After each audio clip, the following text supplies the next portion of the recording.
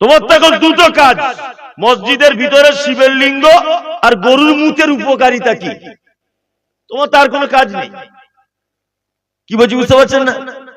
আশ্চর্য ব্যাপার, যারা গরুর দুধে সোনা খোঁজে আর গরুর পেচ্ছাবে যারা রোগের ঔষধ খোঁজে, আমি মনে করি তাদের মাথাতে গরুর পচা গোবর ছাড়ার কিছু নেই।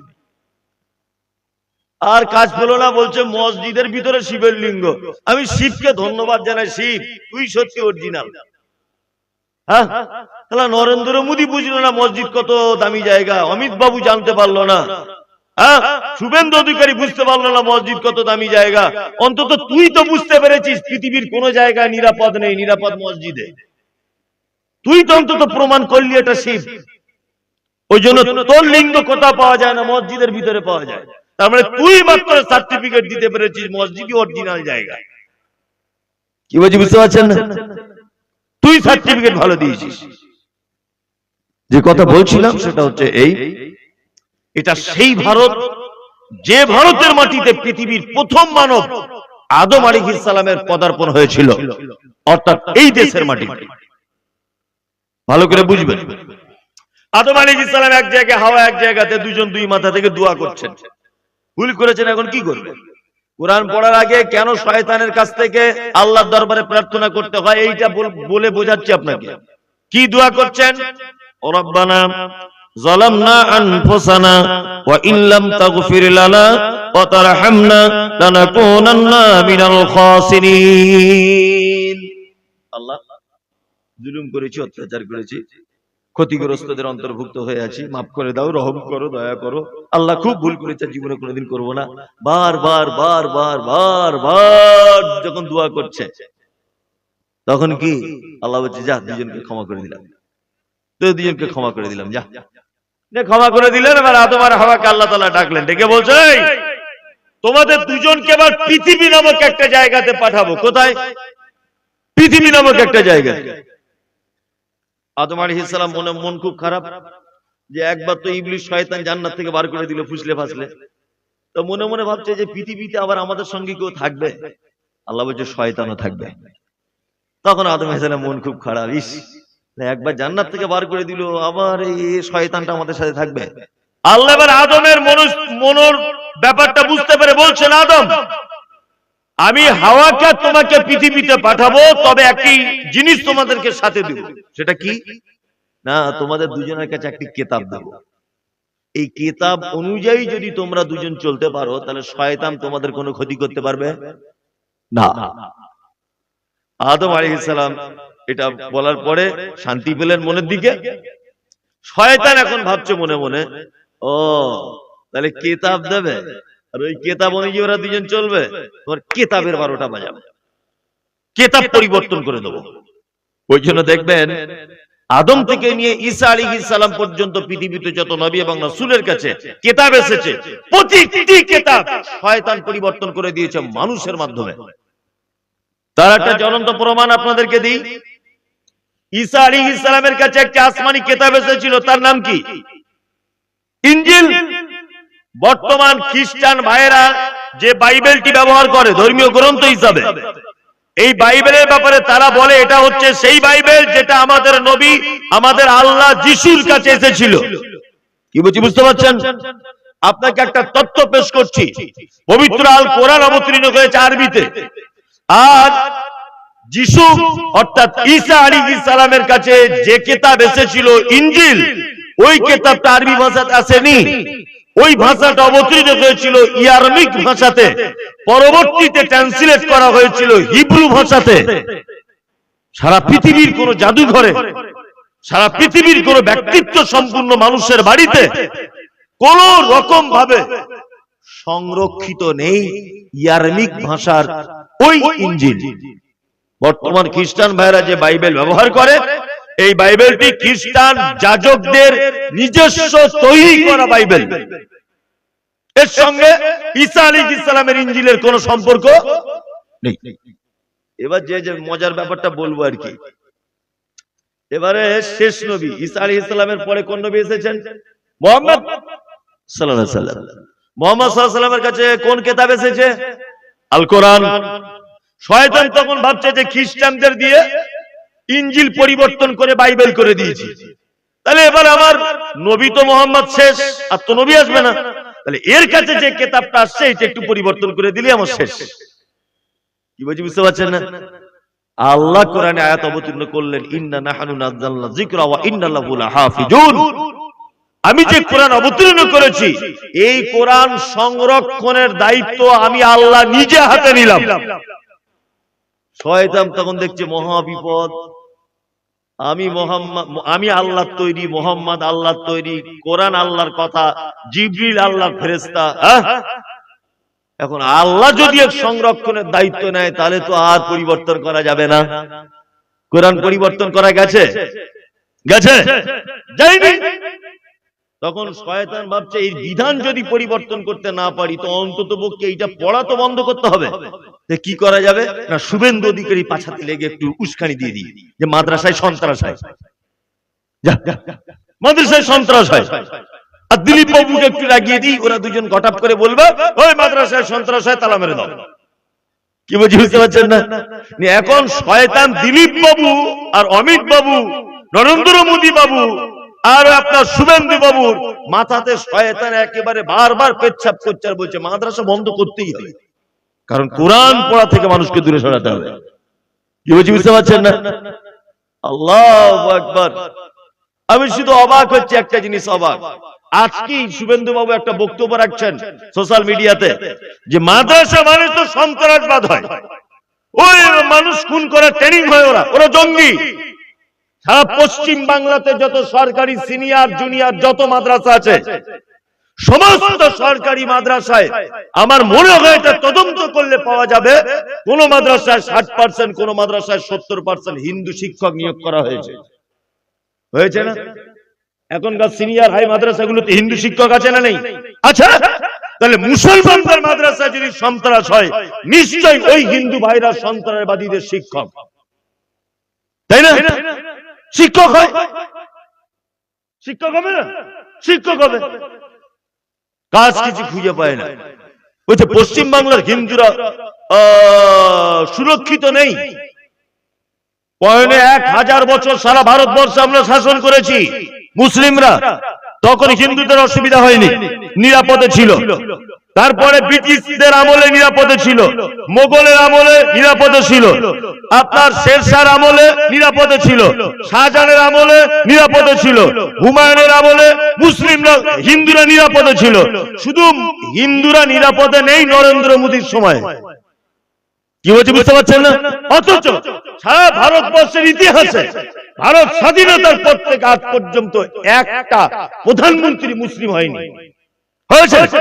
পশ্চিম বাংলাতে কোন একটা মুখ্যমন্ত্রী মুসলিম হয়েছে? মুখ্যমন্ত্রী ওরা, প্রধানমন্ত্রী ওরা, রাজ্যপাল ওরা, রাষ্ট্রপতি ওরা, বিডিও ও, এসডিও ও, ডিএম ও, প্রধান ও, পঞ্চায়েত ও, সব তোমরা দায়িত্বে বসে আছো, তারপরেও বলছো আমরা নিরাপদে নেই। হ্যাঁ, তার মানে বুঝতে হবে তোমরা নিজেরাই খারাপ। কেন নিরাপদে নেই? এই সমস্ত উস্কানিমূলক কথা বলে একটা সাম্প্রদায়িক দাঙ্গা লাগাবার খুব ষড়যন্ত্র চলছে সারা বাংলাতে। চলছে না? চলছে। তা বাংলার মানুষ খুব সচেতন, তো ওই সমস্ত পাগলদের কথা কেউ শোনে না, কেউ শোনে না। যে কথা বলছিলাম সেটা হচ্ছে এই, এবারে শয়তান একটা খুব চালাকি করছে। এইটা ধরে নেন একটা জলসার হ্যান্ডবিল, ভালো করে বুঝুন, জলসার হ্যান্ডবিল। এই হ্যান্ডবিলের ভিতরে কবে জলসা, কে প্রধান বক্তা, কে কি হাবিজাবি, এগুলো আমি হ্যান্ডবিলটা খুলবো তবে তো জানতে পারবো। পারবো কি পারবো না? পারবো। শয়তান দেখছে এর বিধানের দায়িত্ব তো আল্লাহর, এর বিধান পরিবর্তন করা যাবে না, তাহলে মথুরাপুরের মানুষ যাতে কোরআন না পড়ে সেই ব্যবস্থা করতে হবে। আরে পড়বে তবে তো ভালো মন্দ বুঝতে পারবে। হ্যাঁ জি, ওই জন্য পৃথিবীতে সব থেকে বেশি শয়তান লাগে তাদের পিছনে যারা কোরআন তেলাওয়াত নিয়ে ব্যস্ত থাকে। এবার একটা জ্বলন্ত প্রমাণ আপনাদেরকে দিই, আমি তো বাস্তববাদী লোক। আচ্ছা বলুন তো, মাদ্রাসার ছেলেরা বদমায়েশ হয় না স্কুলের ছেলেরা বদমায়েশ হয়? সত্যিটা বলুন, বলুন। মাদ্রাসা কারা কারা মাদ্রাসার বলছে হাত তুলুন তো, তুলুন। সবাই মাদ্রাসারই জানে, কিন্তু ভয়ে তুলছে না। আবার মাদ্রাসা যারা অর্ধেক পড়ে ছেড়ে দিয়েছে, ওরে বাবা ও তো আরো খাতারনাক। মানে শয়তান ও রাস্তায় হাঁটে না, ও যে রাস্তায় যায়, ওর বদমাইশির কোয়ালিটি আলাদা। কি বলছি বুঝতে পারছেন না? এর সব যুক্তি আছে, সব কারণ আছে। তাহলে স্কুলের ছেলেদের শয়তান রাগ করে না কেন বলুন তো? ওই যে আপনার ছেলে স্কুলে গিয়েই জনগণ মন অধিনায়ক জয় হে ভারত ভাগ্য বিধাতা, শয়তান ভাবছে তো শালা আমার দলই আছে, আমার দলই। কি বলছি বুঝতে পারছেন? তো আমার দলের লোক। আর স্কুল থেকে বাড়ি আসার সময় একদম পেচ্ছাপ লেগেছে, চ্যান খুলে মেশিন বার করে মুতে দিল, পানি টানি নেবার কোনো ব্যাপার নেই। শয়তান দেখছে এর পিছনে লেগে আপনি তো আমার দলেরই লোক, বরঞ্চ স্কুলে পড়ছে পড়ুক। ও দাঁড়িয়ে মুতে, তারপরে ও সিনেমা দেখে, ও বিড়ি টানে। কলেজ বিড়ি পাওয়া যায় এখন ছোট ছোট সাইজে, ওর ব্যাগের ভিতরে থাকে। এই যে নানান বদমাইশি তো যুক্ত। শয়তান দেখছে তাহলে ওর পিছনে পড়ে আমার কোনো লাভ নেই, ফালতু তো আমার দলই আছে। তাহলে এখন বদমাইশি করতে হবে কাদেরকে? মথুরাপুর মাদ্রাসায় যারা কোরআন শিখছে এদেরকে আগে কোরআন পড়া থেকে বিরত করতে হবে। একটা একটা মাদ্রাসার ছাত্রর 4000 করে শয়তান লেগে আছে ওর মাথাতে। ফালতু ইমামতি করতে হবে, 4000 টাকা বেতন, চল রাজমিস্ত্রির কাছে চল, মাদ্রাসা পড়বো না।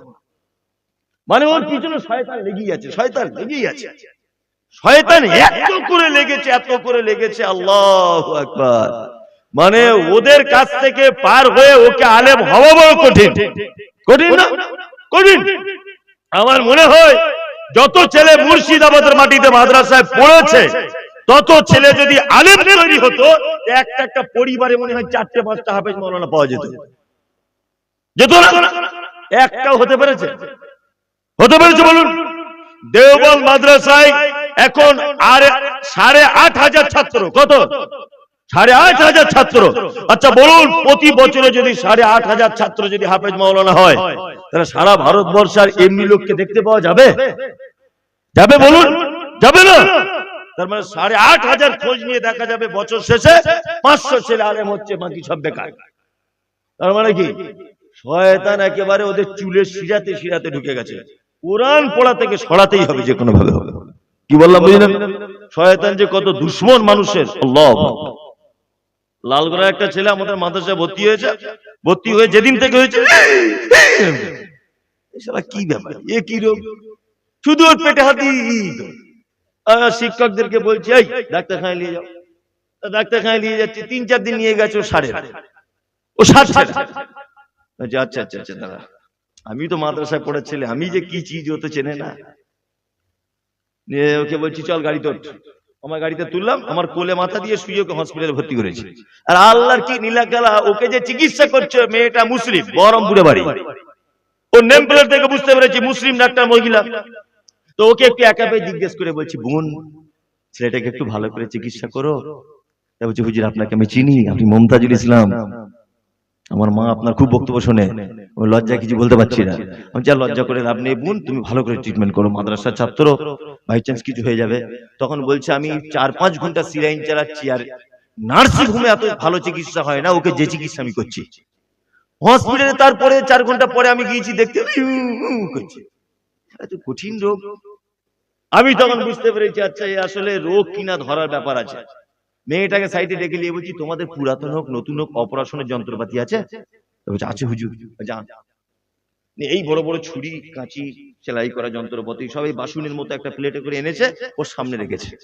শয়তান কোন জায়গা পর্যন্ত পৌঁছেছে সেটা আপনাকে বলছেন।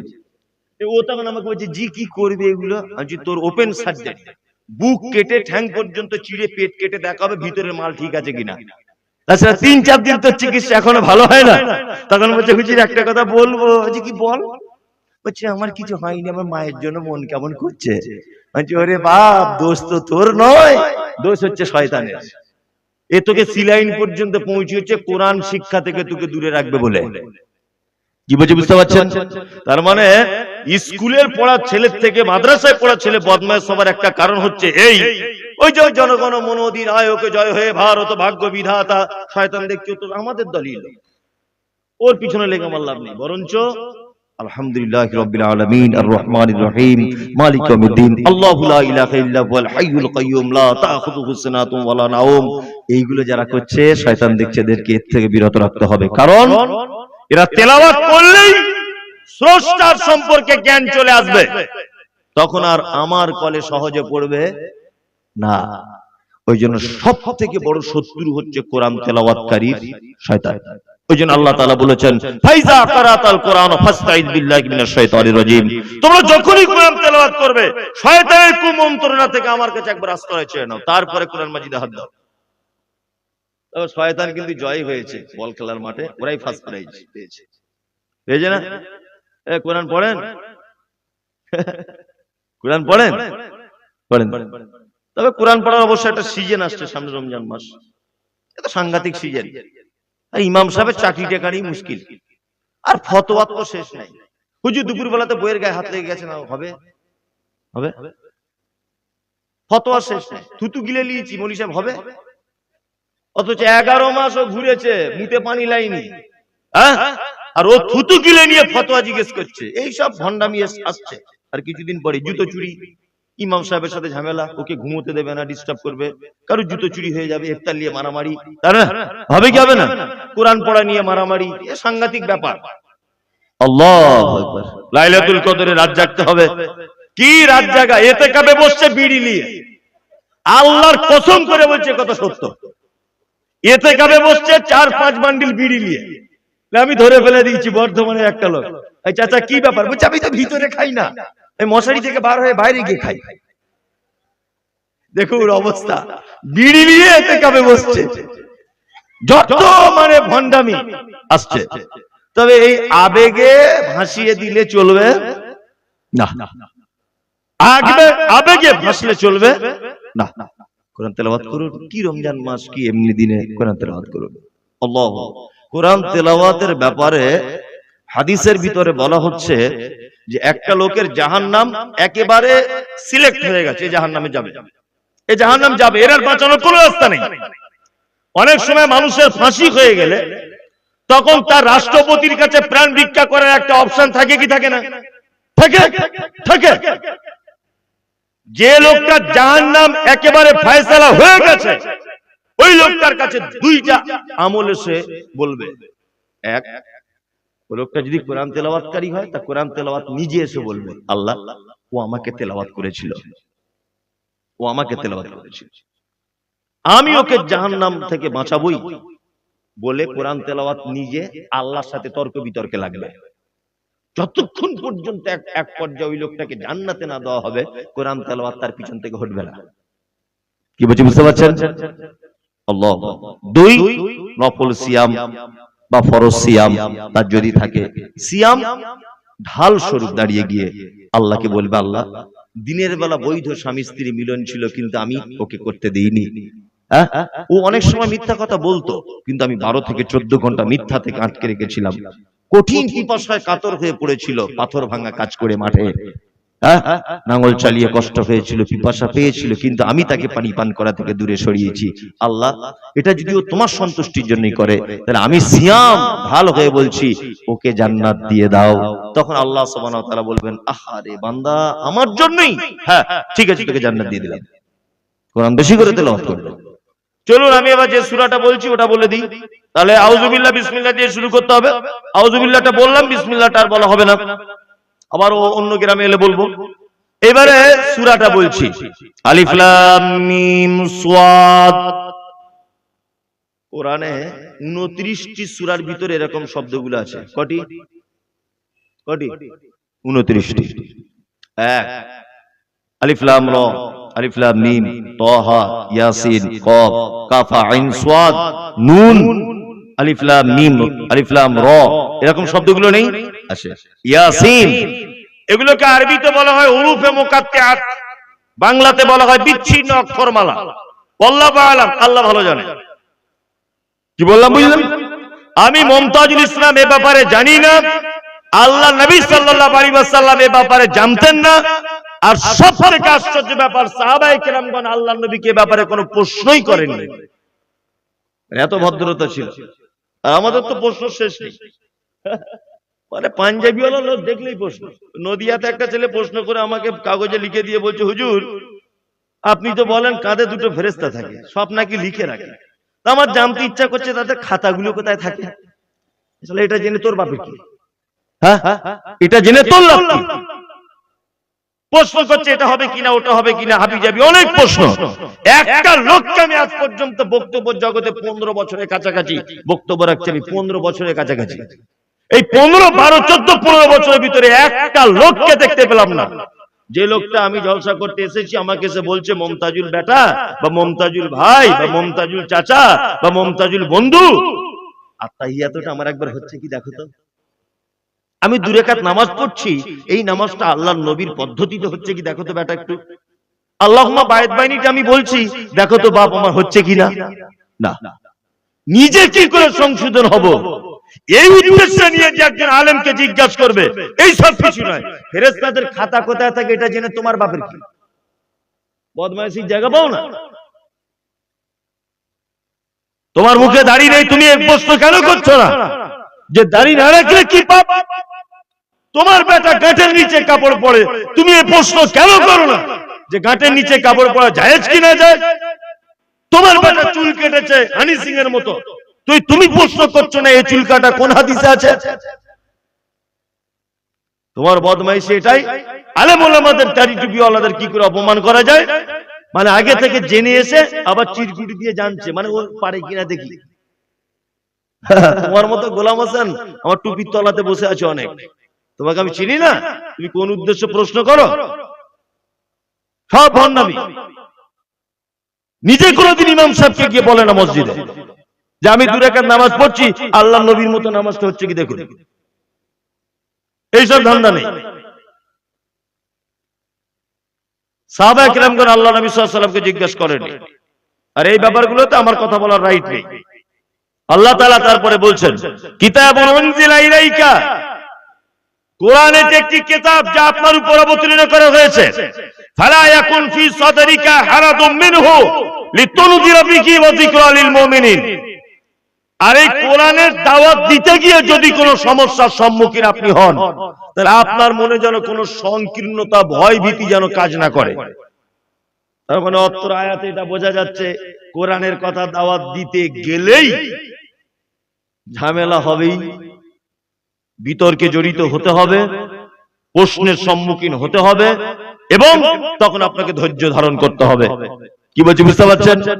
ওই জন্য আমি অবাক হই, আল্লাহ মুহাম্মদ সাল্লাল্লাহু আলাইহি ওয়াসাল্লামকে বলছেন আপনি কোরআন দিয়ে দাওয়াত দিন, আর দাওয়াত দিতে গিয়ে যদি কোনো সমস্যা হয় তাহলে আপনি ধৈর্য ধারণ করুন। আপনার মনে যেন কোনো ভয় যেন কাজ না করে, কোন সংকীর্ণতা যেন কাজ না করে। আমি অবাক হই একটা জিনিস, বর্তমান বাজারে তবলিগ জামাতের অনেক পদ্ধতি আছে, তবলিগের নেই আছে না? আছে। আমার মনে হয় মাটির মানুষ যদি দেখতে চান তাহলে তবলিগ জামাতদের দিকে দেখা যাবে। মাটির মানুষ, আপনি গাল দিলেও হাসে, আমি নিজে দেখেছি। আপনি গাল দেবেন হাসছে, হাসছে না? হাসছে। এত ভালো লোক, এত ভালো লোক, ওরা কাউকে গালও দেয় না।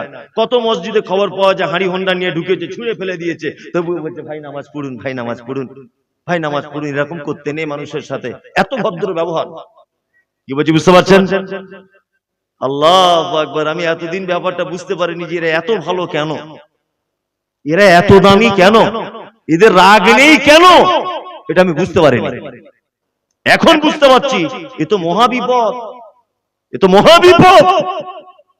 বক্তা বক্তব্য দিতে এসেছে, চোর বলছে ভালো বক্তা, সুদখোর বলছে সাংঘাতিক বক্তা, ব্যভিচারে লিপ্ত বলছে সাংঘাতিক মাল, আগের বছর আবার দাওয়াত করতে হবে। জমি ফাঁকি দেওয়ার লোক বলছে সাংঘাতিক বক্তা, সভাপতি বলছে সাংঘাতিক বক্তা, গুন্ডা বলছে সাংঘাতিক বক্তা, মদ পান করে সে বলছে সাংঘাতিক বক্তা। ও সাংঘাতিক বক্তা হলো কি করে? এই ও সাংঘাতিক বক্তা হয় কি করে? তার মানে বক্তাই না, ও হচ্ছে গোল আলু, সব তরকারিতে থাকে। কি বলছি বুঝতে পারছেন না? ও কি সব তরকারিতে থাকে। বক্তব্য এমন দিতে হবে বেনামাজি একদম পালাবে এখান থেকে দূরে ছড়ে, উড়ি বাবা ধারে পাশে থাকা যাবে না।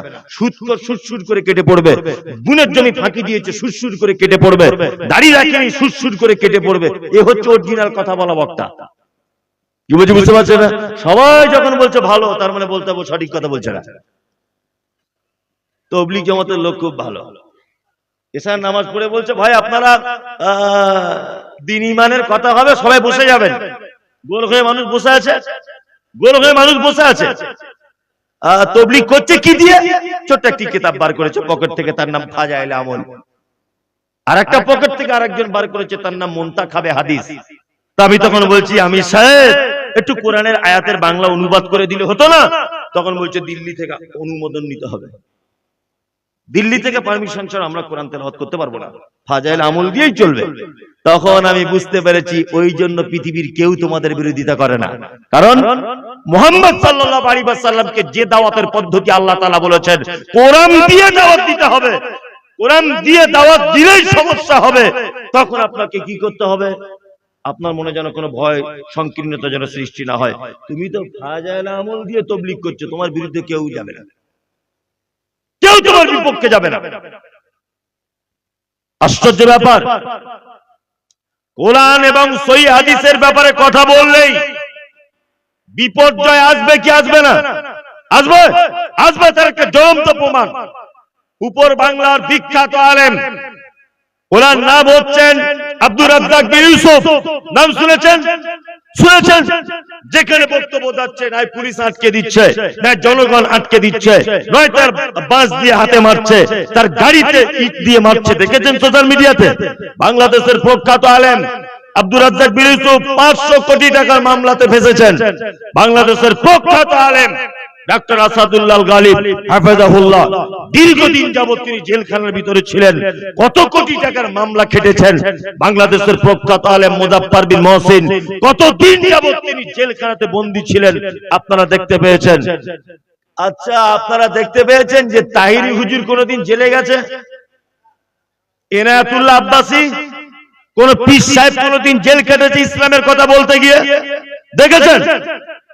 কেউ বুঝবেন না, কারণ ও যে সত্যি কথা বলে না, ও যে এখন হাদিস কোরআনের কথা বলে না। আর আব্দুর রাজ্জাক বিন ইউসুফ ও যে হাদিস কোরআনের কথা বলে। এই যে আল্লাহ তাআলা বলছেন হারাজুম মিনহু লিতুনজিরা বিহি ওয়া যিকরা লিল মুমিনিন, আপনি মুমিনদেরকে ভয় দেখান, মানুষদের কাছে দাওয়াত দেন কোরআনের দাওয়াত, আর কোরআনের দাওয়াত দিতে গেলেই সমস্যা হবে। কি বলছি বুঝতে পারছেন? সারা বাংলা জুড়ে যত পীর সাহেব আছে এদের কোনো শত্রু নেই, একটাও শত্রু নেই এদের। কি বলছি বুঝতে পারছেন? অথচ আব্দুল্লাহ সালাফি দীর্ঘদিন জেল খেটে তবে বাড়ি এসেছে। কি বলছি বুঝতে পারছেন? আমি বক্তব্য রাখছি, বলছে মমতাজুল ইসলাম আমেরিকার টাকা খায়, আনাউল্লাহ ফাইজি আমেরিকার দালাল, আব্দুল্লাহ সালাফি আমেরিকার দালাল, রাজ্জাক বিন ইউসুফ ওরে বাবা তো আমেরিকার বড় দালাল। কি বলছি বুঝতে পারছেন না? আমরা আমেরিকার দালাল না, আমরা সত্য কথা বলি। তোমার কেউ শত্রু নেই, কারণ তুমি হচ্ছে সেই আলুর সব তরকারিতে তোমাকে ব্যবহার করা যায়। অথচ আল্লাহ সুবহানাহু ওয়া তাআলা বলছেন মুহাম্মদ সাল্লাল্লাহু আলাইহি ওয়াসাল্লামকে, আপনি কোরআনের দাওয়াত দেন মানুষকে, লিতুনজিরা বিহি ওয়া যিকরা লিল মুমিনিন। আর কোরআনে মুমিনদের জন্য রয়েছে অসংখ্য উপদেশ। পবিত্র আল কোরআনে উপদেশ নেই? হ্যাঁ, উপদেশ আছে না? আছে। আল্লাহ সুবহানাহু ওয়া তাআলা তারপরে বলছেন ইত্তাবিউ মা উনজিলা ইলাইকুম মির রাব্বিকুম ওয়া লা তাত্তাবিউ মিন দুনিহি আউলিয়া কলিলাম মা তাযাক্কারুন। আনুগত্য করো মা উনজিলা ইলাইকুম মির রাব্বিকুম, রবের পক্ষ থেকে যেটা অবতীর্ণ হয়েছে তোমরা তার আনুগত্য করো। আচ্ছা, আমাদের আনুগত্য করতে হবে কি? রবের পক্ষ থেকে যেটা অবতীর্ণ হয়েছে তার নাম আল কোরআন। এইখানে আবার একটা দল বার হয়েছে বর্তমানে, এগুলো জেনে বলে দিতে হবে জাতিকে। যেগুলো না বললে ক্যান্সারে পরিণত হবে, তখন আর চিকিৎসা করে রোগ সারবে না। বর্তমানে একটা দল বার হয়েছে, তাদের দাবি হচ্ছে এই যে আমরা কোরআন মানবো, হাদিস মানবো না। তার নাম আহলে কোরআন।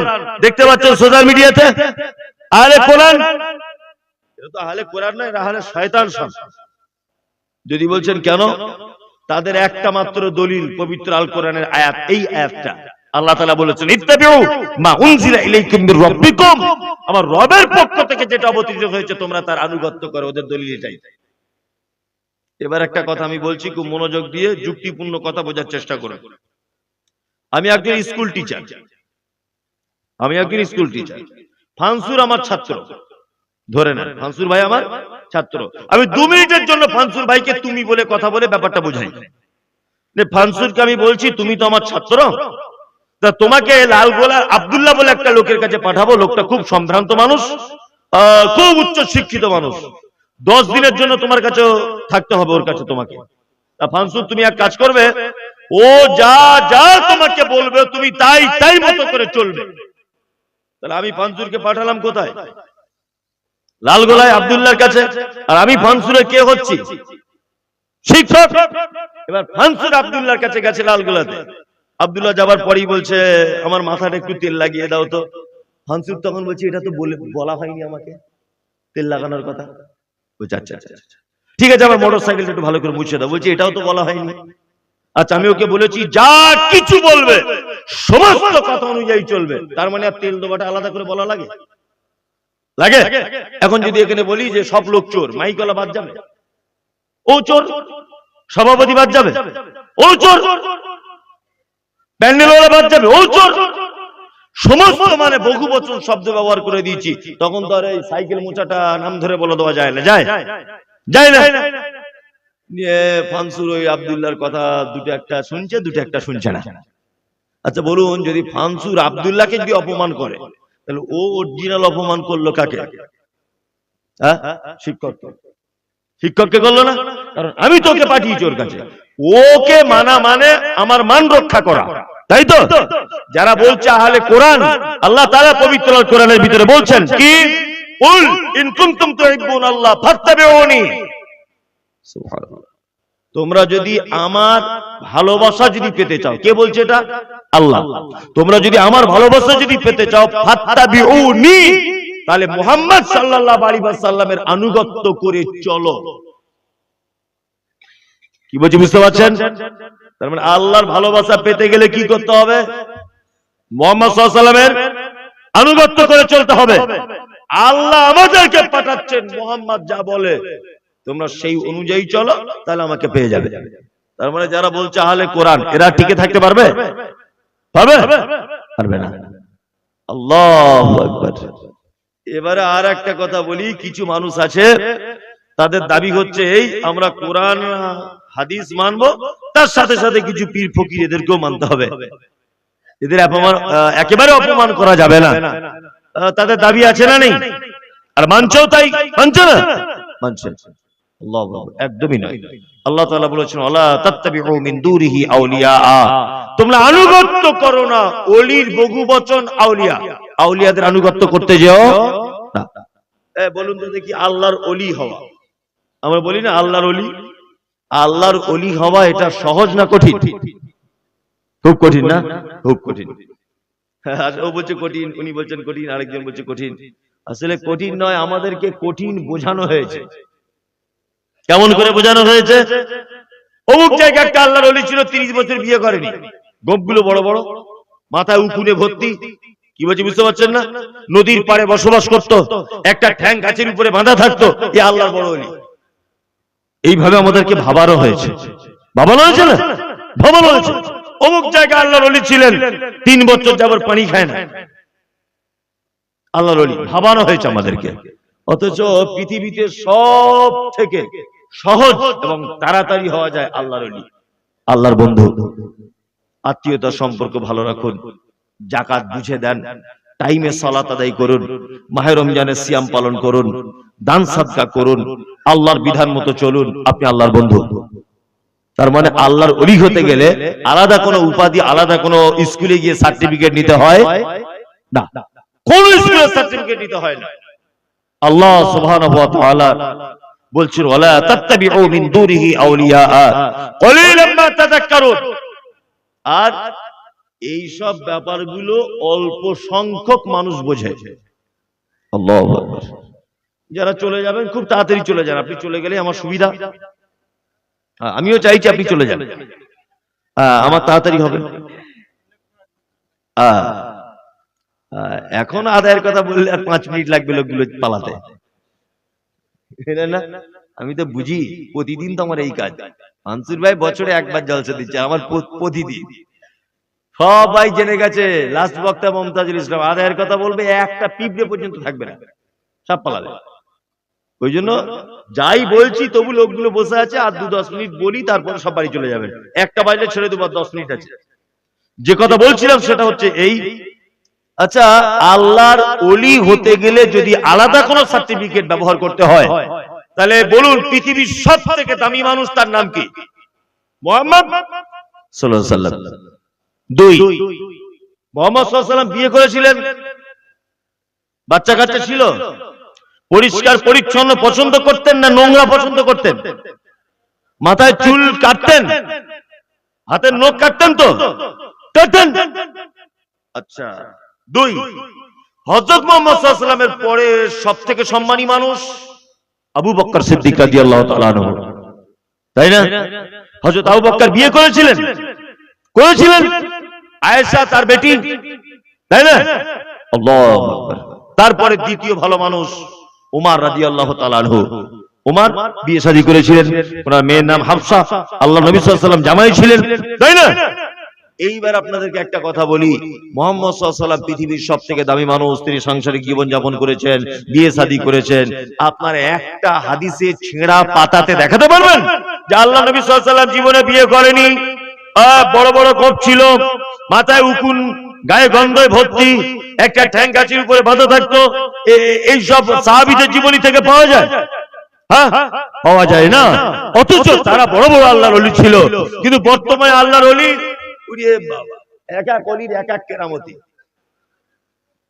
আরে যারা ওলিদের কেরামতি বর্ণনা করে এরা হচ্ছে বিশ্বের 1 নম্বর চিটার। মানে চিটারের যদি নোবেল পুরস্কারের ব্যবস্থা থাকতো তাহলে প্রত্যেক পীর সাহেবরা নোবেল পুরস্কার পেত।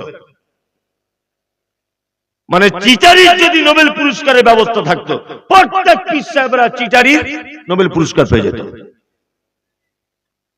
এই দেখুন একটা কথা বলি, আল্লাহর ওলি বক্তব্য দিচ্ছে আর বলছে আব্দুল কাদের জিলানী, বন্ধুরা আমার, এত বড় আল্লাহর ওলি ছিল, মায়ের পেটের ভিতর থেকে যখন বার হয়েছে 20 পারা 15 পারা 19 পারা কোরআনের হাফেজ হয়ে তবে বার হয়েছে। বলছে নারে তাকবীর, আল্লাহু আকবার। শালা এটা কি কোনো বক্তব্য? পাছায় লাত্তি মেরে তোর একদম ফেলে দেওয়া স্টেজ থেকে, বদমাইশ কোথাকারে। আচ্ছা, বক্তব্য কি? বন্ধুরা আমার, অমুক জায়গায় একটা আল্লাহর ওলি ছিল, জঙ্গলে বেড়াতে গিয়েছিল, সুন্দরবনে বেড়াতে গেছেন, ছোট নৌকা করে সুন্দরবনের অলিগলি ঘুরছেন নদীতে, হঠাৎ করে একটা বাঘ এসে ঝাঁপ দিয়ে দিল। কিসে না, ওই আপনার নৌকার উপরে। হুজুর তখন বল, যাই আরাম করে কোথাকার, আমি পীর সাহেব, তুই আমার নৌকা ঝাঁপ দিলি কেন? বলছে হুজুর ভুল হয়ে গেছে, বুঝতে পারিনি। আচ্ছা, আমি এই গ্রামের প্রধান বক্তা, ধরে নেন আমি এই গ্রামের প্রধান বক্তা, আমি রাস্তা দিয়ে আসছি, একটা বিষধর সাপ ফনা তুলেছে এরকম করে। আমি যদি তাকে বলি, বেটা বিয়াদব, আমি প্রধান বক্তা, তুই চিনিস মমতাজুল ইসলাম? বলুন তো ও কি বুঝবে? মমতাজুল বরঞ্চ বড় পাঞ্জাবি দেখলে আরো তেড়ে আসবে। চারটে কুকুর আমার পিছনে লেগেছে ঘেউ ঘেউ ঘেউ করে। আমি যদি বলি বিয়াদব কোথাকারে, আমি প্রধান বক্তা মমতাজুল ইসলাম, শুনবে? হ্যাঁ, শুনবে না। বরঞ্চ বড় পাঞ্জাবি দেখলে, লম্বা চওড়া মানুষ দেখলে আরো এসে কামড়াবে। এই বক্তব্য হয়ে গেল। তারপরে বলছে, বন্ধুরা আমার, ওই আল্লাহর ওলিটা নৌকা থেকে বাঘ ঝাঁপ মেরে চলে গেল বনের ভিতরে। আবার একটু আগিয়ে এলো নৌকা নিয়ে, বাঘকে দেখতে পাচ্ছে নদীর মাঝখানে, হাত জোর করে বলছে, হুজুর আপনাকে চিনতে পারিনি, আপনার নৌকায় ঝাঁপ দিয়েছিলাম, দয়া করে ক্ষমা করে দেন। আচ্ছা, বাঘ নদীর মাঝখানে হাত জোর করে দাঁড়াতে পারে? এইসব বক্তব্য লোক শোনে, চলছে কি চলছে না? আল্লাহর ওলিদের ঘটনা। আল্লাহ, সব গাঁজাখুরি কথা, সব গাঁজাখুরি কথা। সুবহানাল্লাহ। মানে আল্লাহর ওলি হতে গেলে আমাদের একটা টেন্ডেন্সি এটা, যে তার ব্যাপারে একটা অলৌকিক ঘটনা কিছু বলতে হবে। কি বলে বুঝলেন? আর একটা চালাকি আপনাদের ধরিয়ে দিই, শিক্ষিত মানুষ 2025 সালে বুঝতে সুবিধা হবে। যত আল্লাহর ওলিদের এই ঘটনাগুলো বলা হয়, ফুরফুরাতে যত পীর আছে, ওই আপনার ওই কলকাতায় যত পীর আছে, আজমিরে যত পীর আছে, বাংলাদেশে যত পীর আছে, তোমরা এই বর্তমানে জীবিত পীর একটা কেরামতি দেখাও, একটা কেরামতি দেখাও তুমি, তাহলে বলবো বাপের বেটা। বলছো অমুক পীর সাহেব ছিল, ওই আপনার আনা বলে একটা সাগর ছিল, ওই সাগরের পানি এক বোতলের ভিতরে ঢুকিয়ে দিয়েছে, পাবলিক সেইরাম নারী তকবীর দিচ্ছে, যে বক্তব্য দিচ্ছে এ পীর সাহেব। আমি বলছি ও না, এক সাগর পানি বোতলে ঢুকিয়েছে, তো তুমি এক বালতি বোতলে ঢোকাও দেখি, তোমার বাপের কত ক্ষমতা। সোশ্যাল মিডিয়ার যুগ, ভাইরাল হয়ে যাক। সব চিটার, সব মরা মানুষের নামে কেচ্চা কাহিনী, একটা জ্যান্ত পীরের নামে কোনো কাহিনী নেই, জানে ধরে ফেলবে। কি জানে ধরে ফেলবে। আল্লাহ, এই সাহাবীদের জীবনে অলৌকিক ঘটনা আছে না নেই? সাহাবীদের জীবনে অলৌকিক ঘটনা আছে না নেই? আছে। আচ্ছা, আমি যদি একটা মজার অলৌকিক ঘটনা আপনাদেরকে বলি, তারা আল্লাহর ওলি ছিল কিনা আপনারা বিবেচনা করবেন। ছোট্ট 1 মিনিটে বলি। হযরত আবু হুরায়রার নাম শুনেছেন? সব থেকে বেশি হাদিস বর্ণনা করেছে কে? আবু হুরায়রা। সব থেকে কম সময় আল্লাহর নবীর সঙ্গে পেয়েছেন কে? আবু হুরায়রা। মাত্র 3 বছর আল্লাহর নবীর সাথে ছিলেন। কত বছর? 3 বছর। এই 3 বছর আল্লাহ নবী সাল্লাল্লাহু আলাইহি ওয়াসাল্লামের সাথে থাকার পরেও সব থেকে বেশি হাদিস তিনি বর্ণনা করেছেন। কি বললাম বুঝলেন? এই দেখুন, হযরত আবু বকর নতুন ইসলাম গ্রহণ করেছেন, আসহাবে সুফফাতে তিনি থাকতেন। আসহাবে সুফফা, আসহাবে সুফফার পদ্ধতি কি? খাওয়া দাওয়ার না, কোন লোক যখন হাদিয়াটা দিয়ে যেত, আসহাবে সুফফার মানুষরা খেত। হযরত আবু হুরায়রা বলছেন 2 দিন 3 দিন হয়ে গেল কোন হাদিয়া আসেনি, খাবার আসেনি। এত না, সিদ্দিক উপাধি পেয়ে গেছেন। আবু বকর আসছেন, হযরত আবু হুরায়রা তখন বলছেন, ভাই আবু বকর, আচ্ছা কোরআনের এই আয়াতটা কোথায় আছে একটু বলো তো। তার মানে কি? আবু হুরায়রা বোঝাতে চাইছে যে আমার গলার কণ্ঠটা, আমার ক্লান্ত দেহটা আবু বকর একবার দেখুক, আমি যে ক্ষুধার্ত আছি এটা বুঝতে পারুক, আর আমাকে ডেকে নিয়ে ওর বাড়িতে নিয়ে যাক, কিছু খাওয়া দাওয়া করুক। হযরত আবু বকর ব্যাপারটা বুঝতে পারলেন না, কোরআনের আয়াতটা বলে দিলেন, চলে গেলেন। আবু হুরায়রা ভাবছেন তাহলে চালাকি আর কাজ হলো না, কি করা যাবে? এবার ওই রাস্তা দিয়ে আসছেন আল্লাহ নবী সাল্লাল্লাহু আলাইহি ওয়াসাল্লাম। আল্লাহ রাসূল আবু হুরায়রাকে দেখে মুচকে হাসলেন। হাসার পরে আল্লাহ রাসূল সাল্লাল্লাহু আলাইহি ওয়াসাল্লাম বলছেন, চলো আবু হুরায়রা আমার পিছনে পিছনে। আবু হুরায়রা বলছেন, আমি আল্লাহর নবীর পিছনে, আল্লাহর নবী সামনে। বাড়ি পর্যন্ত পৌঁছে গেলেন আল্লাহ রাসূল, আমাকে বাড়িতে ঢোকার পারমিশন দিলেন। আল্লাহ রাসূল গলার কণ্ঠস্বরটা উচ্চ করে দিয়ে বললেন, আবু হুরায়রা। আরে আশ্চর্য ব্যাপার, এ তো বরকতের খানা বাড়িতে চলে এসেছে। আবু হুরায়রা বলছে, আল্লাহ রাসূল কি? আল্লাহ রাসূল একটা পিয়ালা, ছোট্ট একটা পিয়ালাতে একটু দুধ এনে বলছেন, আবু হুরায়রা কেউ যেন এই দুধটা হাদিয়া দিয়েছে, চলো আজকে খুব মজা করে খাওয়া হবে। আবু হুরায়রা মনে মনে ভাবছেন যে 2 দিন 3 দিন খাওয়া নাই, আর 1 পিয়ালা দুধ, ও তো আমার এক কোনায় পড়ে থাকবে। মনে মনে ভাবছেন কত চমৎকার, কত শিক্ষা আছে হাদিস থেকে, দেখুন। আল্লাহ রাসূল এবার বলছেন, আবু হুরায়রা আসহাবে সুফফাতে যতজন সাহাবী সবাইকে ডেকে আনো। আবু হুরায়রা তো টেনশন শুরু হয়ে গেল। কতজন নির্দিষ্টভাবে হাদিস থেকে কিছু জানা যায় না যে কতজন সাহাবী, তবে কেউ কেউ মন্তব্য করেছেন 40 বা 40-এর মতো, 40-এর কম বা 40-এর মতো সাহাবী আসহাবে সুফফাতে ছিলেন।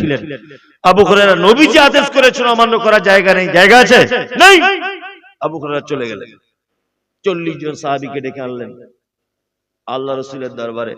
আল্লাহ রাসূলের সাহাবী আবু হুরায়রা ভাবছেন হয়তো আল্লাহর নবী আমাকে বলবেন যে তুমি প্রথমে পান করো আবু হুরায়রা, তারপরে ওদেরকে দাও। এই কথা আল্লাহ রাসূল বললেন না। আল্লাহ রাসূল বলছেন পিয়ালাটা হাতে দিয়ে আবু হুরায়রা যে এক ধাপ থেকে ওদেরকে পান করাও। আবু হুরায়রা তো মন আরো খারাপ, এ তো আরো মুশকিল, তাহলে মনে হয় আমি আর দুধ পাবো না। আল্লাহ, আমি মনে হয় দুধ পেলাম না। হযরত আবু হুরায়রা বলছেন আমি 1 জন 2 জন 3 জন করে দুধ পান করাতে লাগলাম। অবশেষে আল্লাহ রাসূল আমাকে বলছেন আবু হুরায়রা তুমি দুধ পান করো। হযরত আবু হুরায়রা বলছেন আমি দুধ পান করলাম। আল্লাহ রাসূল বলছেন আবার পান করো, আবার করো। আবু হুরায়রা বলছেন আমি আবার দ্বিতীয়বার করলাম। তারপর আল্লাহ রাসূল তৃতীয়বার বলছেন আবু হুরায়রা আবার পান করো। আবু হুরায়রা বলছেন আল্লাযী নাফসি বিয়াদি, আল্লাহর কসম যার হাতে আমার প্রাণ রয়েছে, আল্লাহ রাসূল আমার পেটে আর রাই ঢোকার জায়গা নেই, সরিষার দানা পরিমাণ আমার পেটে আর কোনো জায়গা নেই। আল্লাহ রাসূল বলছেন আবু হুরায়রা তুই ভয় করছিলে, ভয় করছিলে যে আল্লাহ রাসূল ভয় তো একটা হবেই। তখন আল্লাহ রাসূল বলছেন আবু হুরায়রা পিয়ালার দিকে তাকাও। আবু হুরায়রা বলছেন পিয়ালার দিকে তাকালাম, যেমনকার দুধ তেমনই রয়েছে। সুবহানাল্লাহ। বলছি যদি আল্লাহর ওলিদের যদি অলৌকিক ঘটনা যদি শুনতে হয় আমরা সহি হাদিস থেকে শুনবো। কি বলছি বুঝতে পারছেন না? আচ্ছা আর একটা বলতে খুব ইচ্ছা করছে, বলি বুঝলেন, এটা না বললে মনে হচ্ছে আমার গাড়িতে ঘুম আসবে না, এটা আমায় বলতেই হবে। আল্লাহর ওলিদের একটা মারাত্মক আশ্চর্য ঘটনা আপনাকে বলি। আচ্ছা বলুন তো, বদরের যুদ্ধ হয়েছিল কত হিজরিতে? কথা বলুন। 2 হিজরিতে। কত? 2 হিজরিতে। উহুদের জানা নেই? তার পরের বছর 3 হিজরিতে। মানে বদরে মুসলিমরা জয়লাভ করেছে। ভালো করে বুঝবেন, মুসলিমরা যখন জয়লাভ করেছে বদরে, তখন কুরাইশ নেতা আবু সুফিয়ানের মাথায় কাজ করছে না, ওদেরকে মারতেই হবে যেমন করে। তার পরের বছর আবার যুদ্ধ ঘোষণা হলো কোথায়? উহুদে। উহুদে আল্লাহ নবী সাল্লাল্লাহু আলাইহি সাল্লামের একটি কথার ইখতিলাফ হওয়ার কারণে গোটা উহুদের যুদ্ধে সেদিন আর মুসলিমরা জয়লাভ করতে পারেনি। তার পরের বছরের যুদ্ধ হয়েছিল কোন যুদ্ধে জানা আছে কারণ? খন্দক। খন্দক আমি 3টে জায়গায় নিজে চোখে দেখেছি। খন্দক। খন্দকের যুদ্ধের সময় মুসলিম সৈন্য কম ছিল, কারণ উহুদে 70 জন শহীদ হয়েছেন আল্লাহ নবী সাল্লাল্লাহু আলাইহি ওয়াসাল্লামের সাহাবী, 70 জন তীরন্দাজ শহীদ হয়েছেন, 70 জন যুদ্ধের বীর বিক্রমের মতো যারা যুদ্ধ করতে পারে তারা শহীদ হয়েছে উহুদে। আল্লাহ নবী সাল্লাল্লাহু আলাইহি ওয়াসাল্লাম মনের দিক দিয়ে খুব চিন্তিত যে খন্দকে তাহলে মনে হয় শেষ হয়ে যাবে সব মুসলিমরা। একটা বাচ্চা ছেলে, নাম মনে রাখবেন, এই নামে আপনার ভাতিজা পোতা পুতির নাম রাখবেন, ভালো নাম। একটা বাচ্চা ছেলে অল্প বয়সের 12-14 বছর আল্লাহর রাসূলকে এসে বলছেন, আল্লাহ রাসূল আপনি টেনশন করছেন কেন? বলছে খন্দকের যুদ্ধের ডাক হয়েছে, আবার তো সংখ্যায় আমরা কম, কি যে হবে। আল্লাহ রাসূল মনের দিক দিয়ে চিন্তা করছেন। তখন ওই ছেলেটার নাম সালমান ফার্সি। কি নাম? সালমান ফার্সি। সালমান ফার্সি বলছেন, আল্লাহ রাসূল চিন্তা করার কোনো কারণ নেই তো, ওরা যেখানে ঘাঁটি নেবে আর আমরা যেখানে ঘাঁটি নেব। আল্লাহ রাসূল সাল্লাল্লাহু আলাইহি ওয়াসাল্লাম যুদ্ধের ক্ষেত্রে সবসময় রণকৌশল গ্রহণ করতেন। তার জ্বলন্ত প্রমাণ আমি দেখে এসেছি, জ্বলন্ত প্রমাণ। সূর্যের বিপরীত দিকে আল্লাহ রাসূল সাল্লাল্লাহু আলাইহি ওয়াসাল্লাম যুদ্ধের ঘাঁটি নিতেন। সুবহানাল্লাহ। সূর্য যেদিক থেকে উঠছে আল্লাহ রাসূল বিপরীত মুখে, পাহাড়ের বিপরীত মুখে ঘাঁটি গ্রহণ করতেন, কারণ সূর্যের তাপে যাতে তীর চালাতে বা কাউকে মারতে, কাউকে আঘাত করতে যেন ডিস্টার্ব না হয়, ওই জন্য আল্লাহ রাসূল সাল্লাল্লাহু আলাইহি ওয়াসাল্লাম যত যুদ্ধতে ঘাঁটি নিয়েছেন সূর্যের বিপরীতে পাহাড়ের দিকে নিয়েছেন। আর যুদ্ধের রণকৌশল বৈধ। সালমান ফার্সি আল্লাহ নবীকে বলছেন এক কাজ করা যাক আল্লাহ রাসূল। কি? বলছে কাজটি হচ্ছে এই যে ওরা যেখানে ঘাঁটি নিয়েছে আর আমরা যেখানে ঘাঁটি নেব, এর মাঝখানে যদি একটা খাল কেটে দিই, আমরা খাল যদি কেটে দিই তাহলে কেমন হয়? আল্লাহ রাসূল বলছেন কেন? বলছে খাল কেটে দিলে উপকার এটা আল্লাহ রাসূল, আমি যদি এখন 2 তলার উপরে একা থাকি, একা, আর ফানসুর ভাইরা 10 জন আছে ধরে না, ওদের সাথে আমার মারপিট হচ্ছে, তা বলুন তো ওরা 10 জন জিতবে না 2 তলার উপর থেকে আমি একা জিতবো? কথা বলুন, আমি একা জিতবো। আরে ওরা পাথর ছুঁড়বে একটা, আমার লাগতেও পারে নাও পারে, কিন্তু ওরা তো নিজে আছে 10 জন, আমি মারলে একজন একজন লাগবে, লাগবে না? এটা রণকৌশল। আল্লাহ রাসূল সাল্লাল্লাহু আলাইহি ওয়াসাল্লামকে তখন সালমান ফার্সি বলছেন, আল্লাহ রাসূল ওরা আমাদেরকে আঘাত করার জন্য যখন খালে নেমে উঠে তবে তো আমাদের আঘাত করবে, ওরা যখন নামবে আমরা উপর থেকে আঘাত করব। আল্লাহ রাসূল বলেছেন ভারী চমৎকার সালমান ফার্সি, তুমি অল্প বয়সে এত বুদ্ধি রাখো, খুব চমৎকার। চলো খাল খুঁড়তে হবে। খাল কতদিন খুঁড়তে লাগবে? 3 মাস। কতদিন? 3 মাস। চলো দা কোদাল কুড়ুল যার কাছে গাইতি চাইতে আছে নিয়ে বার হও। আল্লাহ রাসূল সাল্লাল্লাহু আলাইহি ওয়াসাল্লাম বললেন ওই খাল খোঁড়ার আগে নতুন যারা বিবাহ করেছো তারা বাড়ি যেতে পাবে মাঝে মধ্যে। 2, খাল কাটা যতদিন না শেষ না হবে ততদিন একজন সাহাবী বাড়ি যেতে পাবে না। কটা শর্ত? 2টো শর্ত। কত মজার হাদিস আপনি শুনুন, একেবারে সহিহ হাদিস। আল্লাহ রাসূল সাল্লাল্লাহু আলাইহি ওয়াসাল্লাম সব সাহাবীরা গাঁইতি দিয়ে পাথরে আঘাত করে খাল খোঁড়ার কাজ করছেন। একটা পাথর এত বড় গাঁইতির তলাতে লেগে গেল, কোনো মতেই সাহাবীরা ভাঙতে পারছেন না। হযরতে জাবের তখন প্ল্যান করছেন যে আমাদের ভিতরে তো আল্লাহর নবীও রয়েছেন, তিনিও অন্যদিকে পাথর ভাঙছেন। আল্লাহু আকবার। তো একবার আল্লাহর নবীকে গিয়ে বললে হয় না, পাথরটা আটকে যাচ্ছে। 4-5 জন সাহাবী গিয়ে আল্লাহ রাসূলকে বলছেন, আল্লাহ রাসূল পাথর আমরা ভাঙতে পারছি না। তখন আল্লাহ রাসূল সাল্লাল্লাহু আলাইহি ওয়াসাল্লাম বলছেন চলো। আল্লাহ রাসূল এলেন, গাঁইতিটা এরকম ভাবে তুলে আঘাত করলেন। হযরতে জাবের বলছেন যে ধুলো যেমন উড়ে চলে যায়, আমি নিজে চোখে দেখেছি যে পাথর আমরা সমস্ত সাহাবী মিলে ভাঙতে পারিনি, আল্লাহর নবীর এক আঘাতে পাথর একেবারে ধুলোর মতো ধূলিসাৎ হয়ে উড়ে চলে গেল। সুবহানাল্লাহ। মজার ব্যাপার এই, হযরতে জাবের বলছেন আল্লাহ রাসূল যখন হাত তুলে গাঁইতি চালাচ্ছিলেন, আমি আল্লাহ রাসূলের পেটের দিকে তাকিয়ে দেখেছি আল্লাহ রাসূলের পেটে ছোট্ট ছোট্ট পাথর রাখা আছে। আস্তে আস্তে করে আল্লাহ নবীর কাছে গিয়ে হযরতে জাবের বলছেন, আল্লাহ রাসূল আপনার পেটে পাথর কেন? আল্লাহ রাসূল তখন বলছেন, জাবের তোমাদের যা খিদা লাগে তার থেকে বেশি আমার লাগে, তোমাদের যা কষ্ট হয় তার থেকে বেশি কষ্ট আমার হয়। পেটে পাথর এই কারণে, এত ক্ষুধা লেগেছে, পাথরটা রেখেছি এই কারণে যাতে একটু ভারী ভারী অনুভব হয়। সুবহানাল্লাহ। হযরতে জাবের বলছেন আমার পায়ের তলা থেকে মাটি সরে যাচ্ছে।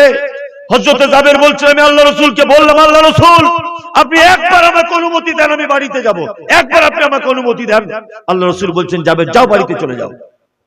হযরত জাবের বাড়ি গেলেন, স্ত্রীকে ডাকলেন, স্ত্রীকে ডেকে বলছেন যে দৃশ্য আজকে দেখে এসেছি খন্দকের ময়দানে, আমার জীবনে কোনোদিন আল্লাহর নবীকে এই দৃশ্য দেখিনি, নিজের চোখে দেখেছি আল্লাহর নবীর পেটে পাথর রাখা আছে, বাড়িতে কি কিছু আছে? স্ত্রী তখন বলছে একটি বকরির বাচ্চা আছে, বাচ্চা বকরির, আর দুটি বাচ্চা ছেলের মতো জবের আটা আছে, রুটি পাকানো যাবে। তখন জাবের বলছেন তাড়াতাড়ি করে বকরিটা আমি জবাই করে দিচ্ছি, তুমি রান্না করো, তাড়াতাড়ি করে রুটি পাকাও, আমি আল্লাহর নবীকে গিয়ে একটু দাওয়াত করে আসি। জাবের ছাগল জবাই করে দিলেন, একদম সহি হাদিস এটা। জাবের ছাগল জবাই করলেন, রান্না করছেন স্ত্রী আর রুটি পাকাচ্ছেন। স্ত্রী তখন বলছেন যে আল্লাহর নবীকে একা দাওয়াত করবেন না, সঙ্গে 2-4 জন সাহাবীকে ডেকে আনবেন, তাহলে তারাও একটু খেতে পাবে। আল্লাহ রাসূল এলেন, হযরতে জাবের এলেন, আল্লাহ রাসূলকে গোপনে গোপনে বলছেন জাবের, আল্লাহ রাসূল আমার বাড়িতে একটু সামান্য খাবার আমার স্ত্রী প্রস্তুত করেছে, আপনি যদি যান সঙ্গে 2-1 জন সাহাবীকে নিয়ে নেন, খুব ভালো হবে, একটু খেয়ে আসতে পারবেন। এই কথা যখন হযরতে জাবের বলেছে, তখন আল্লাহর নবী বলছেন খন্দকবাসী সবাই গাইতি কুড়াল কুদুল ফেলে দাও, চলো জাবেরের বাড়িতে দাওয়াত। জাবেরের তো মাথা খারাপ, একটি বকরির বাচ্চা আর 2টি বাচ্চা ছেলের মতো ময়দা বা রুটি জবের আটা, আর খন্দকে সাহাবী আছে কতজন? 3000। কত? 3000। জাবের তো ভয় থরথর করে কাঁপছে, কি সর্বনাশ হলো, মান সম্মান সব চলে যাবে। হযরতে জাবের এবার নিজেকে লজ্জিত মনে করে বাড়ি ফিরছেন। আল্লাহ রাসূল পিছন দিক দিয়ে জাবেরের জামাটা টেনে ধরলেন, ধরে বলছেন জাবের তোমার স্ত্রীকে বলে দিবে যে চুলাতে গোশত রান্না করছে যেন গোশতের হাঁড়িটা না নামায়। 2 নম্বর, রুটি করে যেখানে পাকিয়ে রাখছে রুটির ওইটা যেন আগলা খুলে যেন না রাখে। চলো আমি যাচ্ছি। হযরতে জাবের তখন বলছেন বাড়িতে পৌঁছে বিবিকে যে কি সর্বনাশ হলো, কি সর্বনাশ হলো, আরে 4 জন লোককে দাওয়াত দিলাম, আল্লাহর নবী 3000 লোককে দাওয়াত দিয়ে দিয়েছে। টেনশন করছেন। ওই জন্য আমি বলি যে বিয়ে করতে গেলে বুদ্ধিমান মেয়েকে বিয়ে করতে হয়। কি বললাম বুঝলেন? বুদ্ধিমান মেয়ে। ওই জন্য বলে যে কিছু মনীষীদের কথা বাস্তব হয়। কাজী নজরুল একটা কথা বলেছে যে দেখিতে পলাশ ফুল অতি মনোহর, গন্ধ বিনে সবে তারে করে অনাদর, যে ফুলের সৌরভ নেই কিসের সে ফুল, কদাচ তাহার মনে মজে না বুলবুল। পলাশ ফুল মাঠে দেখতে পাওয়া যায়, দেখতে খুব ভালো লাগে, কিন্তু বাজারে বিক্রি হয় না। হয় না। গোলাপ ফুল এই যে ফেব্রুয়ারি 14 তারিখ কি একটা ডে আছে বলছে, ওটা আমি জানি বলবো না, ওটা আমি জানি বলবো না। ওই এক ডেতে একটা গোলাপ ফুলের দাম 500, কারণ ওর গুণও ভালো, দেখতে ভালো, সব কিছু ভালো। কি বলছি বুঝতে পারছেন? সব কিছু ভালো, ওই জন্য দাম বেশি। জাবেরের স্ত্রী তখন স্বামীকে সান্ত্বনা দিচ্ছেন, দেখুন বুদ্ধিমান স্ত্রী হলে কি হয়। জাবের টেনশন করছেন আর স্ত্রী বলছেন আচ্ছা বলুন তো আপনি কজনের দাওয়াত দিয়েছেন? বলছে আমি দাওয়াত দিয়েছি আল্লাহর নবীকে আর সঙ্গে 2-4 জন সাহাবীকে। তখন জাবের স্ত্রী বলছেন আপনি ওই লোকগুলো টেনশন করেন যাদেরকে আপনি দাওয়াত দিয়েছেন, বাকি সাহাবীদের দাওয়াত কে দিয়েছে? বলছে আল্লাহর নবী দিয়েছে। বলছে তাহলে টেনশন আল্লাহর নবী করবে, আপনার অত টেনশন কেন? হযরতে জাবেরের বাড়িতে আল্লাহর রাসূল চলে এলেন 3000 সাহাবীকে নিয়ে। কত মজার ঘটনা! আল্লাহ নবী সাল্লাল্লাহু আলাইহি ওয়াসাল্লাম বলছেন, কি বলছেন? জাবের 10 জন করে সাহাবীকে নিয়ে ভিতরে ঢোকাও, আমি ভিতরে ঢুকছি। আমাকে ভিতরে ঢোকার অনুমতি দাও। আল্লাহ রাসূল অনুমতি পেয়ে ভিতরে গেলেন, তরকারি নিজে হাতে দিচ্ছেন, রুটি নিজে হাতে দিচ্ছেন। হযরতে জাবের বলছেন 10 জন করে সাহাবী আমি ভিতরে ঢোকাচ্ছি, তাদের খাওয়া শেষ। এইভাবে 3000 সাহাবীর খাওয়া শেষ হয়ে গেল, পেট পরিপূর্ণ হয়ে গেল। আল্লাহ রাসূল জাবেরকে বলছেন, জাবের তুমি নিজে খাও, তুমি নিজে খাও। জাবের বলছেন আমি খেলাম, আল্লাহ রাসূল খেলেন, আমার পরিবার খেলো। আল্লাহ রাসূল বলছেন, জাবের আরে হাঁড়িতে দেখো তো গোশত রুটি আছে কিনা। বলছে আল্লাহ রাসূল গোশত রুটি আছে। বলছে তাহলে পাড়া প্রতিবেশীর মাঝখানে বিলি বন্টন করে দাও। হযরতে জাবের পাড়া প্রতিবেশীর মাঝখানে বিলি বন্টন করলেন। হযরতে জাবের বলছেন যে আমি যদি মনে করি গোটা মদিনা শহরের মাঝখানে এই গোশত রুটি বিলি করব, তবুও গোশত রুটি শেষ করা যাবে না। সুবহানাল্লাহ। কতটা গোশত ছিল? বকরি। আল্লাহর ওলিদের অলৌকিক ঘটনা যদি শুনতে হয়, আমরা সাহাবীদের কাছ থেকে শুনবো, তাই না? আমরা যা ভণ্ডদের কাছে শুনবো না, শুনবো না। যাই হোক, সুফতারা বিবি 2 বস্তা সিমেন্ট, রেহানা বিবি আব্বার নামে 500 টাকা, তাজেল স্বামীর জন্য 500, চম্পা বিবি 2 বস্তা সিমেন্ট, বেনামি 1 বস্তা সিমেন্ট। আল্লাহুম্মা সাল্লি আলাইহি আল্লাহুম্মা বারিক আলাইহি। ভাই যারা আছেন এখানে, আপনারা কিছু দেন। যদিও এটা হাদিস কোরআনের কথা নয়, যা শেষ ভালো তার সব ভালো, এটা হাদিস কোরআনের কথা নয়, এটা বাংলা এমনি প্রবাদ বাক্য। এই প্রবাদ বাক্যর দিকে লক্ষ্য রেখে আপনার দিয়েই কিছু শেষ করে, হ্যাঁ শেষ আমলটা করে যান একটু। কি এই আসুন, কেউ আছেন ভাই? আপনার জীবনে একটা ভালো আমল করে যান, শেষ আমলটা। থাকলে কিছু দেন, 10-20 টাকা দেন থাকলে। আছে? আসলে আমারই তো ভুল, একই পুকুরে কতবার জাল টানবে বলুন। আর আমার আগে যে জালগুলো ব্যবহার হয়েছে